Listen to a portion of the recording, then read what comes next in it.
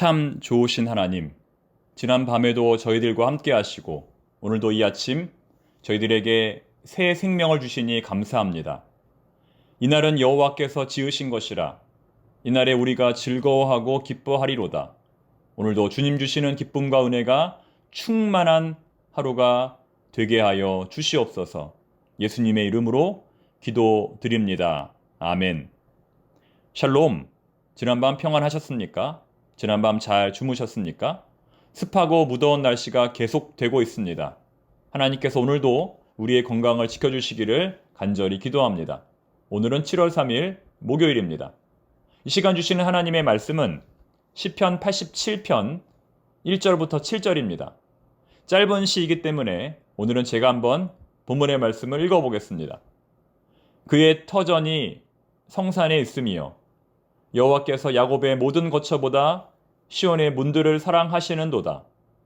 하나님의 성이여, 너를 가리켜 영광스럽다 말하는도다.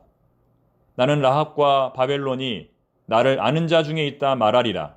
보라, 블레셋과 두로와 구스여, 이것들도 거기서 났다 하리로다. 시온에 대하여 말하기를 이 사람 저 사람이 거기서 났다고 말하리니 지존자가 친히 시온을 세우리라 하는도다. 여호와께서 민족들을 등록하실 때에는 그 수를 세시며 이 사람이 거기서 났다 하시리로다.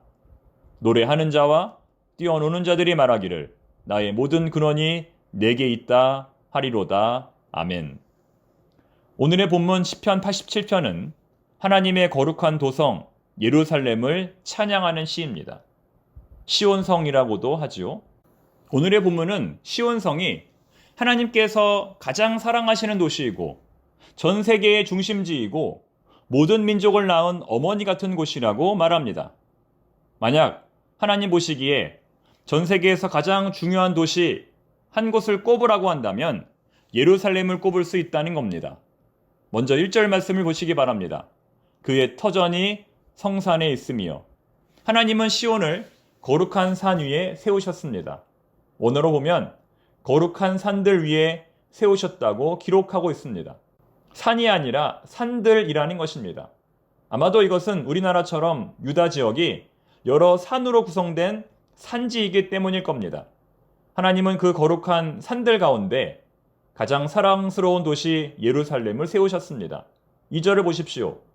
여호와께서 야곱의 모든 거처보다 시온의 문들을 사랑하시는도다. 시온의 문은 시온을 지키는 성벽의 문을 가리킵니다. 이것은 부분으로 전체를 일컫는 제휴법이라고 할 수 있습니다. 제휴법이 뭐냐 하면 예를 들어 사람이 빵만으로는 살 수 없다라고 하는 문장에서 빵이 의미하는 것이 식량인 것처럼 사물의 한 부분으로서 사물 전체를 의미하는 방법을 말하는 겁니다. 즉 하나님께서 시온의 문을 사랑하신다는 것은 시온의 문뿐만 아니라 시온 전체를 사랑하신다는 겁니다. 뿐만 아니라 성이 안전하려면 성문이 튼튼해야 합니다. 외부의 공격은 주로 성문을 통해 들어옵니다. 우리가 영화 반지의 제왕 같은 영화를 보면 대부분의 적들은 성문을 통해 들어옵니다. 성벽을 넘어서 들어오려고 하면 대부분 실패하죠. 성벽을 넘어오는 것은 굉장히 어렵기 때문입니다. 그런데 하나님께서 그 중요한 성문을 지키신다는 겁니다. 따라서 지금의 시온은 완전한 하나님의 보호 아래 놓여 있습니다. 또한 3절을 보시면 하나님은 그러한 시온 성을 향하여 영광스럽다고 말씀하십니다. 영광스럽다는 것은 하나님께서 그 도시의 주인이라는 겁니다. 전적으로 시온이 하나님께 속해 있다는 것입니다. 이 정도로 하나님과 시온의 관계는 매우 특별합니다. 이렇게 해서 1절부터 3절까지의 말씀이 하나님과의 관계에서 시온성의 특별함을 설명했다면 이어지는 4절부터 6절의 말씀은 이웃과의 관계, 다른 도시들과 시온성과의 관계를 통해 시온성의 특별함을 설명합니다. 시온성은 어떤 도시일까요? 한마디로 말해서 어머니 같은 도시입니다. 이 땅의 모든 도시를 품고 이 땅의 모든 백성들을 낳은 도시가 바로 시온성이라는 것입니다. 4절을 보시면 라합과 바벨론이 나를 아는 자 중에 있다라고 되어 있습니다. 여기서의 라합은 애굽을 가리킵니다. 나를 아는 자 중에 있다는 것은 나의 백성이 되었다, 하나님의 백성이 되었다는 것을 의미합니다. 여기에서는 총 5개의 나라가 하나님의 백성으로 인정이 됩니다. 첫 번째는 앞서 말한 라합, 애굽입니다. 애굽은 이스라엘의 남쪽 지방에 위치한 초강대국으로 이스라엘을 자주 혼란에 빠뜨렸습니다. 두 번째는 바벨론입니다. 바벨론은 이스라엘의 동쪽의 초강대국으로 이스라엘을 점령한 적이 있습니다. 세 번째는 블레셋입니다. 블레셋은 이스라엘의 서쪽 해안지대에서 지속적으로 괴롭힌 나라입니다. 네 번째는 두로입니다. 이스라엘 북쪽 지역에 있는 두로는 무역국가로서 이스라엘의 바알시를 전파한 나라입니다. 마지막 나라는 구스, 에티오피아입니다. 아프리카이죠. 이 나라는 이스라엘에서 가장 남쪽으로 멀리 떨어진 나라입니다. 이렇게 5개의 나라들이 동서남북으로 예루살렘을 둘러싸고 있습니다. 예루살렘은 지구의 배꼽으로서 전 세계의 중심입니다.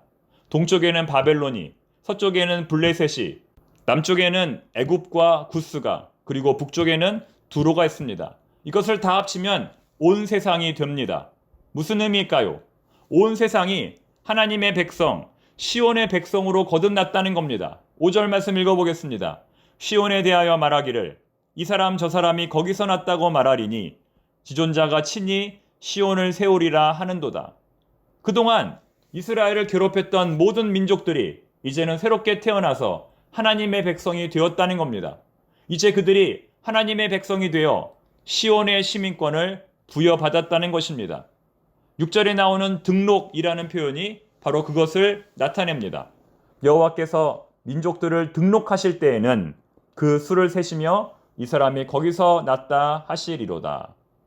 새로운 성도가 교회에 오면 등록을 하게 됩니다. 이것은 그가 이 땅의 시민권이 아니라 하나님 나라의 시민권을 부여받았다는 의미입니다. 마찬가지로 이 세상의 모든 민족들이 시온을 찾아와 등록하게 될 것입니다. 그러면 시온은 세계 모든 민족의 고향이 될 것이며 이 땅의 모든 백성들은 하나님 나라의 시민권을 얻게 될 것입니다.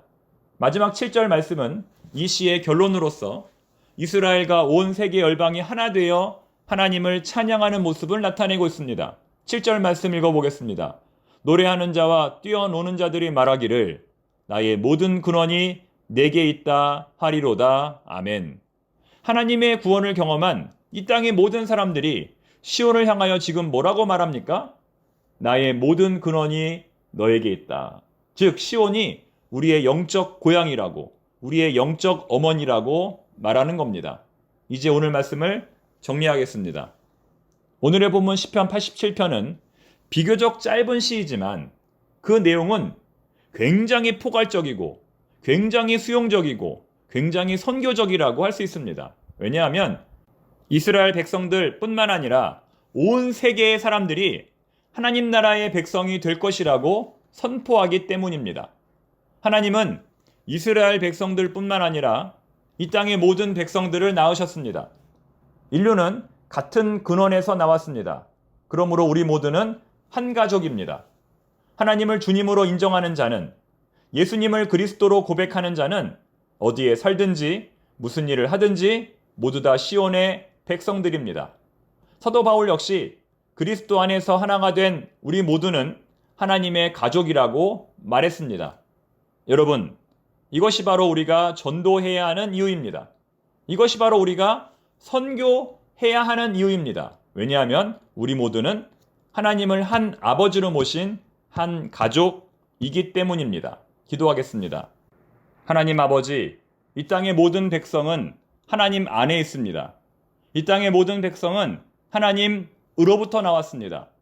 이 땅의 모든 백성들이 구원받는 그날까지 쉬지 않고 복음을 전파하는 우리 청파동 교회가 되게 하여 주옵소서. 예배와 선교와 전도와 구제 사역이 우리 교회의 존재 이유가 되게 하옵소서. 7월과 8월 한 달 동안 열심히 수련회로 성경학교로 모일 때에 복음의 씨앗이 각 가정과 지역사회로 전파되게 하옵소서. 예수님의 이름으로 기도드립니다.